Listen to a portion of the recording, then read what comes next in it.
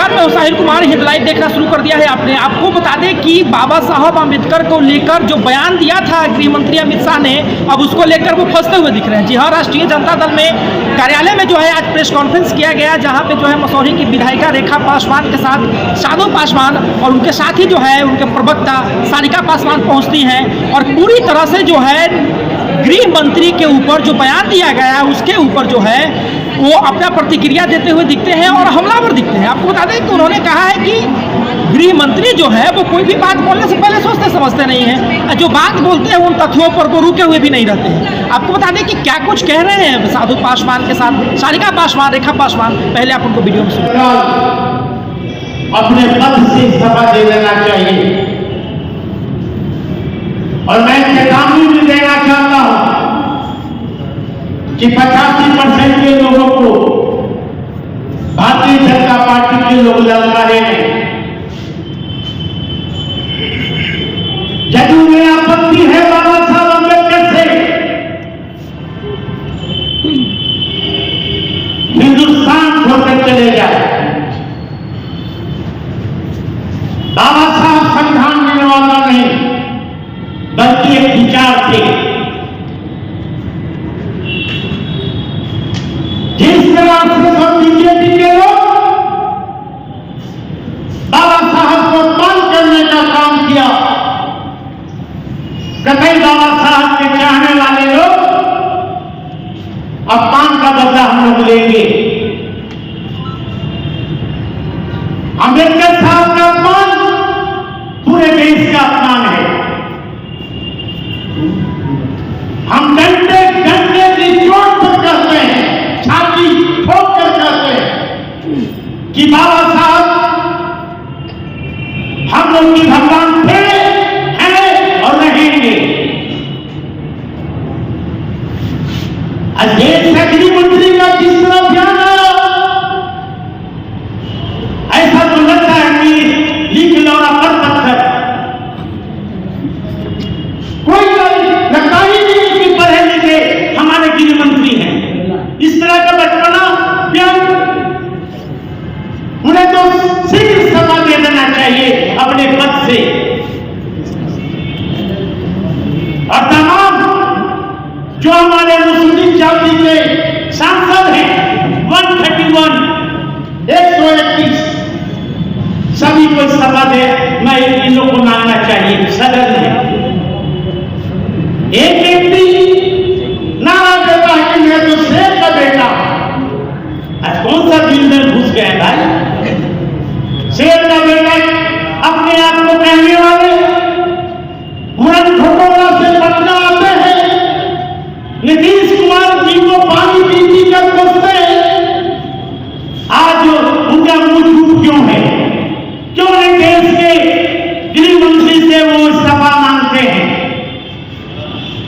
ऐसे लोगों को हम लोग चेतावनी देना चाहते हैं कि लोग संविधान विरोधी है। जो व्यक्ति का जन्म आता हो संपत्ति दलित आरक्षण छोड़ दे, आज वो आर्थिक से चुनाव लड़ रहा है। इसलिए साथियों,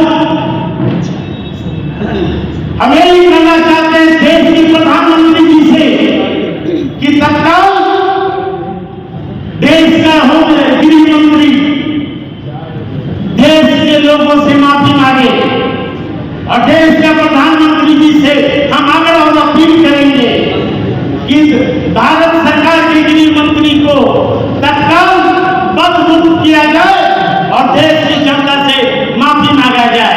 बहुत बहुत धन्यवाद। आप अगले हमारे जितने भी पार्टी हैं बाबा साहब को देखिए कि बाहर में तो गाली देते ही हैं, लेकिन पार्लियामेंट में भी उन्होंने मजाक उड़ाने का काम किया। जिन्होंने पूरे विश्व में संविधान बनाया और उसी के तरह हमारे गार्जियन भी आप लोग के बीच में बता रहे थे, अगर बाबा साहब नहीं रहते तो पूरे देश में जितने भी MP और विधायक जो चुन के जा रहे हैं, पंचायत में आरक्षण बिना आरक्षण के कोई आज तक या तो शिक्षा के क्षेत्र में या तो कर्मचारी कोई नहीं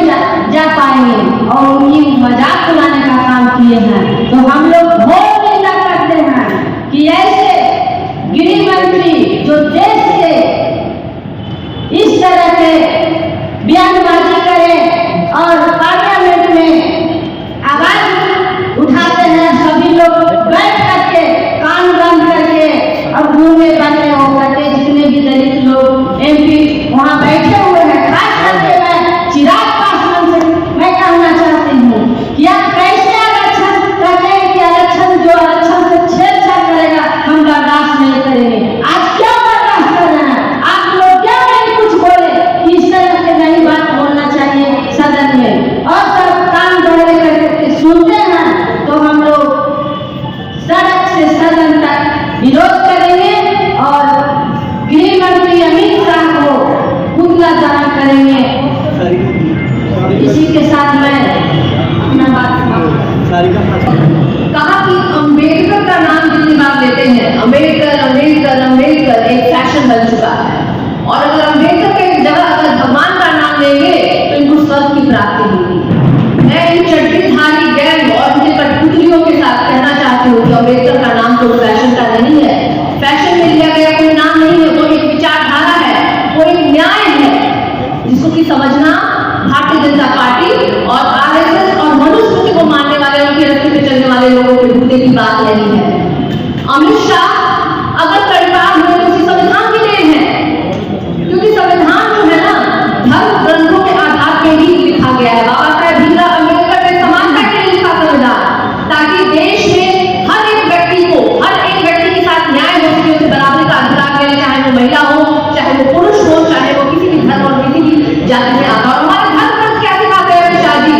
अमित शाह जी को पता नहीं होगा कि हमारे धर्म ग्रंथ चाहे जितने भी महाभारत, रामायण और गीता है, उसमें क्या लिखा गया है कि मनुष्य को बराबरी का अधिकार होना चाहिए, एक दूसरे के साथ भाईचारा होना चाहिए, प्यार होना चाहिए, मोहब्बत होना चाहिए। लेकिन क्या ये भाषा अमित शाह जी समझते हैं? क्या ये भाषा मोदी जी समझते हैं? क्या ये भाषा आरएसएस और भारतीय जनता पार्टी समझती है?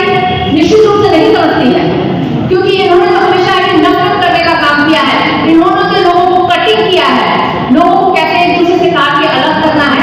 और आज पूरे सदन में जिस बाबा साहेब भीमराव अम्बेडकर का माहौल हो रहा है, उनको ये समझना होगा कि बाबा साहेब भीमराव अम्बेडकर सिर्फ नाम नहीं है, फैशन नहीं है, ये पूरा देश है बाबा साहेब भीमराव अम्बेडकर के लिखे गए संविधान के आधार पर ही चलता है। आज अगर सदन में जब वो जा रहे हैं तो शपथ भी अगर ग्रहण कर रहे हैं तो उसी संविधान को हाथ में लेकर के शपथ ग्रहण कर रहे हैं और कसम खा रहे हैं उसी संविधान की। और इस तरीके से उसी सदन के अंदर संविधान रचयिता का मजाक उड़ाना, माहौल उड़ाना, ये दिखाता है कि अमित शाह या भारतीय जनता पार्टी के लोग कितने कुंठित व्यक्तित्व के लोग हैं, कितने घृणित मानसिकता के व्यक्ति हैं। इनके लिए एक ही बात कह सकते हैं हम लोग, जो बार बार कहते हैं, हिंदुत्व की बात करते हैं, प्रभु की बात करते हैं, तो प्रभु और हिंदुत्व की बात करने वाले लोग आपको ये समझना चाहिए कि बाबा साहेब भीमराव अम्बेडकर प्रभु के भेजे हुए दूत थे, जिन्होंने संविधान को लिखा, उस संविधान में जिन्होंने बराबरी का अधिकार दिया, भाईचारा हर एक व्यक्ति के लिए दिया, सिर्फ दलित और पिछड़ों के लिए नहीं दिया, उन्होंने समान वर्ग हो। तो अभी आप वीडियो में जो है महिला विधायिका से लेकर प्रदेश प्रवक्ता तक सबको सुन रहे थे, जिन्होंने साफ तौर पे कहा है कि गृह मंत्री अमित शाह जी को सार्वजनिक रूप से माफी मांगनी चाहिए। ये चीजें जो है निंदनीय हैं।